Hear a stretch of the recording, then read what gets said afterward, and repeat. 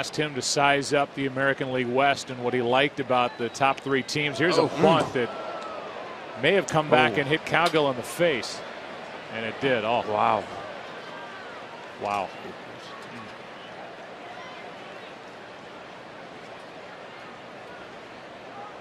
Gee. Just one of those heat seekers just comes after. I don't know if he fouled that off or not.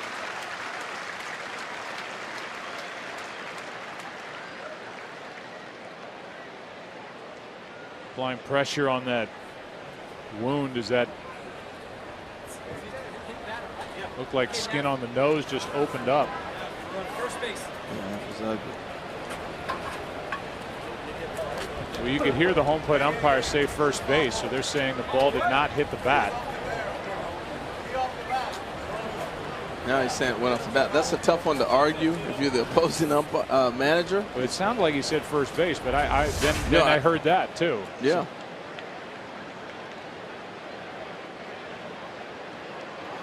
That's just hard to watch. And just pouring out. So Cowgill, they've called it strike one. So that hit off the bat according to the home plate umpire. And then hit Cowgill in the nose. So Mike Scioscia's got to come up with a hitter.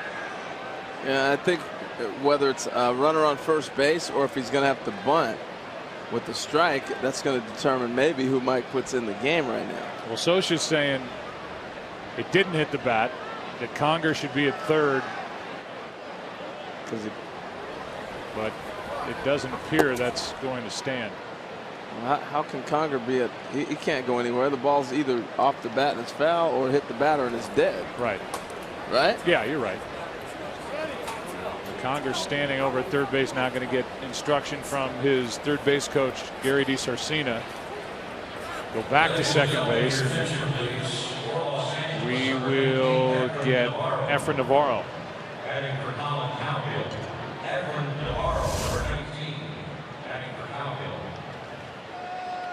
Take another look, and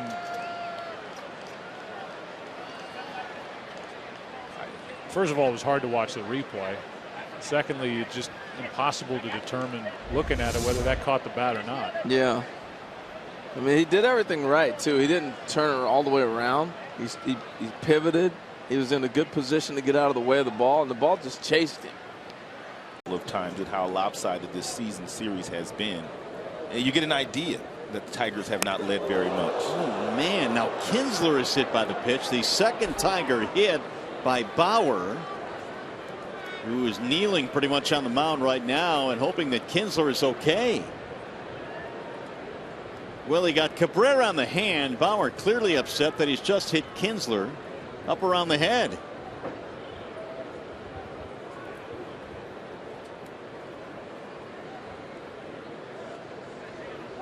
He got Cabrera on the hand. And apparently that caught him in the back of the head.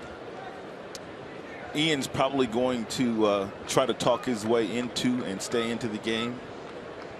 But Kevin Rand will go through a series of tests and ask questions that they're taught to do and see if he's good to go.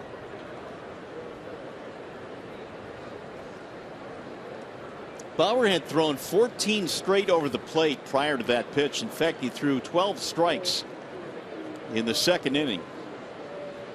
All 12 were strikes. All pitches that he threw were strikes in that second, but he has uncorked a wild one here. And he is clearly upset about it.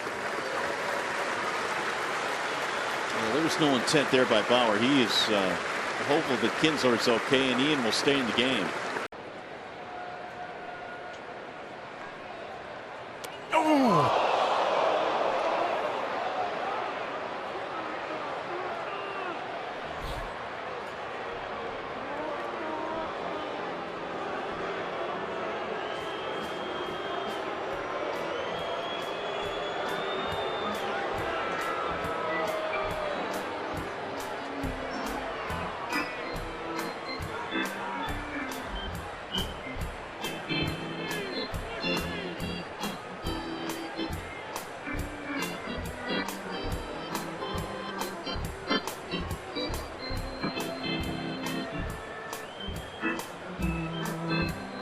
can see the blood coming out of Chris Ionetta's nose and upper lip area. They're trying to get a towel to him. Here comes Ken Crenshaw, the trainer.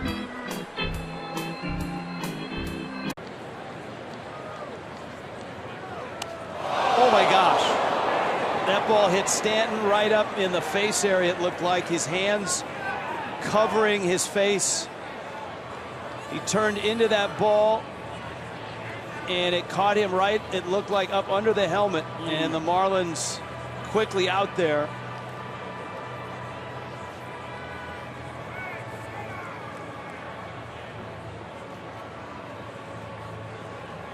The pitch was 88 miles an hour. It was not a breaking ball. Certainly not any intent. We've seen the Brewers this entire series work Stanton inside after getting an early strike away. Boy, you just hope he's okay. And it looks like they are calling for a cart. Stanton in tremendous pain.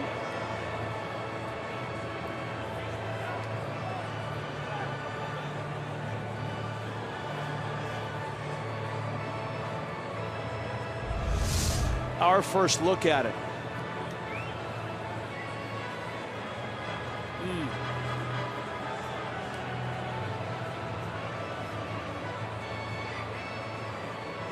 Oof. Oh, wow. Goodness. Right, and looked like the cheek underneath the left eye.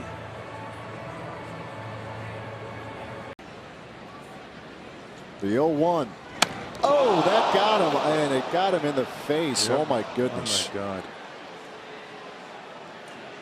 Oh man. Oh no.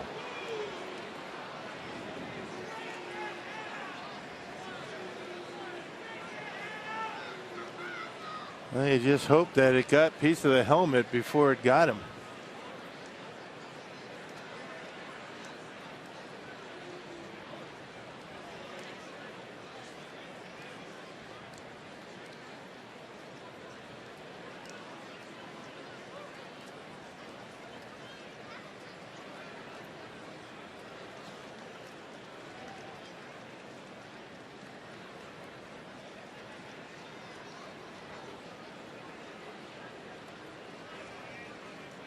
Well, every player knows when they take that batter's box, that something like that can happen. That's why you see the reaction of those Cubs players out on the field.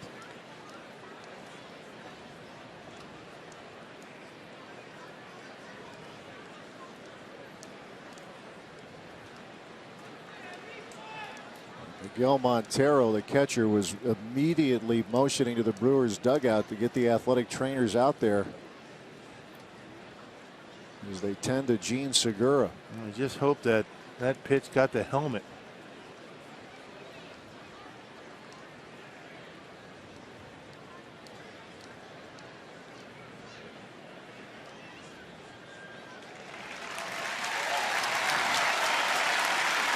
Oh, that'll make you exhale in a hurry. Oh boy, you couldn't ask for a better turnout right there. Wow.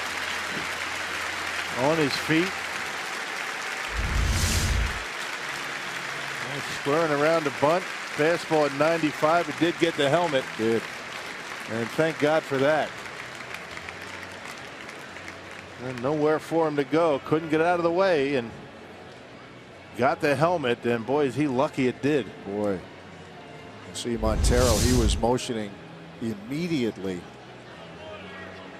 Well, a couple of years ago, Major League Baseball changed the helmets to provide a lot more protection in the event of a situation like that. And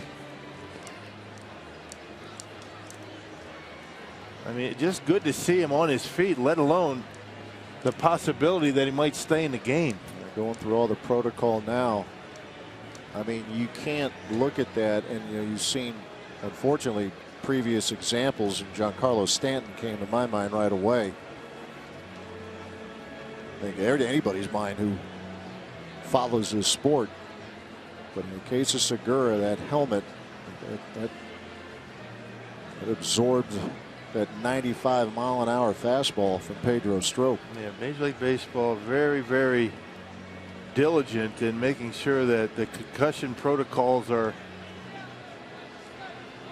used in situations like this, and that's why that Brewers athletic training staff trying to make sure that Segura's got his wits about him. I mean, just to see him get off his feet is one thing, let alone you couldn't imagine having him stay in the game after that. Wow. Isn't that something? Wow. How lucky is Gene Segura? I mean, within a couple of minutes, you go from fearing serious injury to watching him jog up the line and get ready to continue in this game. Well, you got to wonder how that's going to affect Pedro Strop now. I mean, you can't have something like that happen and not have it affect you somehow.